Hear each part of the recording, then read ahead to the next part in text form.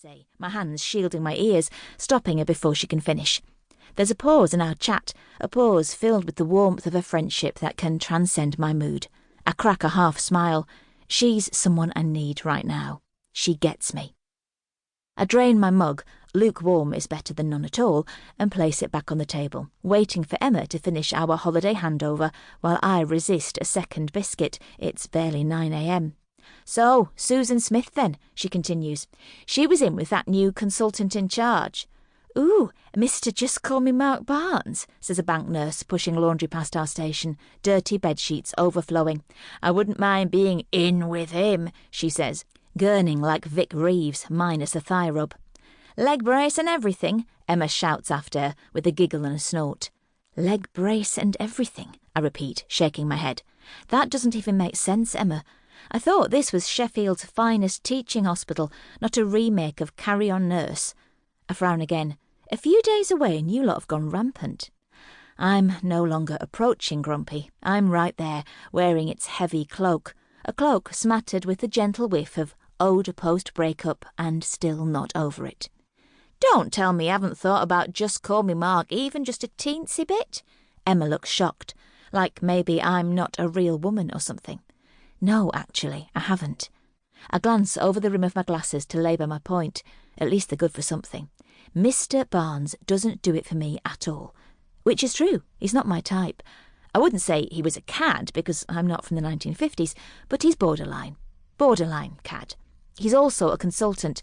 Attractive? I suppose, if you like that sort of thing, but a consultant all the same. He did it for you once upon a time, mutters Emma under her breath. I stare down at paperwork, opting to ignore her.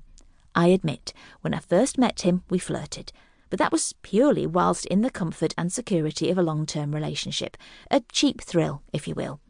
But things have changed, not least my Facebook relationship status. And besides, nurse gets with consultant, like that's not a massive cliché. He's from Manchester anyway, I say suddenly. Emma looks confused. Wrong side of the Pennines.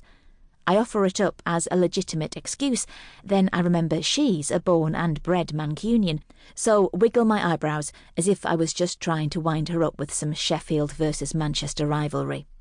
He may not do it for you, but you definitely do something for him, she nudges.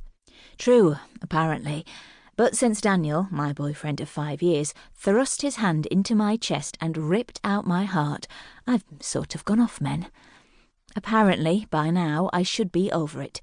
He doesn't deserve me, I'm better off alone, etc. All of which is easy for best friend Lou to say, given that her wedding is imminent and unlikely to be suddenly, nay, brutally called off. Not that I had an imminent wedding as far as Daniel was concerned, but in my head it was a given.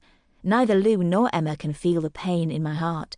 And when either suggest I date, meet people, start afresh, well, they don't see how the very idea of re-entering the dating game, if and when I choose, makes the pit of my stomach fall through my shoes. The thought of first-time sex with someone who hasn't grown to love my stretch marks, though perhaps on reflection Daniel didn't love them as much as he said he did when trying to extract me from my pants. Well, anyway, the thought of it. Ugh.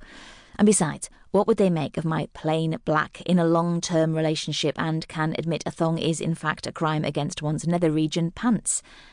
Emma clears her throat and I pull myself together. Can we stop talking about Mr. Barnes and get on, I say, taking a deep breath to lock back up the tears that now sting the backs of my eyes. I waft authority and my paperwork in her face. Your shift finished 20 minutes ago. All right, Mardy bum, who got you up on the wrong side of the bed this morning? She winks and I glare, just long enough for my eyes to fill and Emma to spot we're hurtling towards a line neither of us wants to cross. Okay. She surrenders, hands up.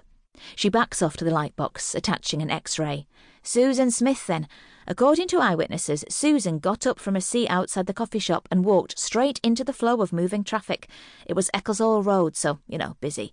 She was flipped by a motorbike undertaking a bus. Frankly, she's lucky to be alive. Her notes are all here. She passes me the file, along with these. We study ghostly images of before surgery and after. A clean break, set and plastered. She'll need physio on her left arm, too, continues Emma. It's pretty badly bruised, though no break there. Her pain relief...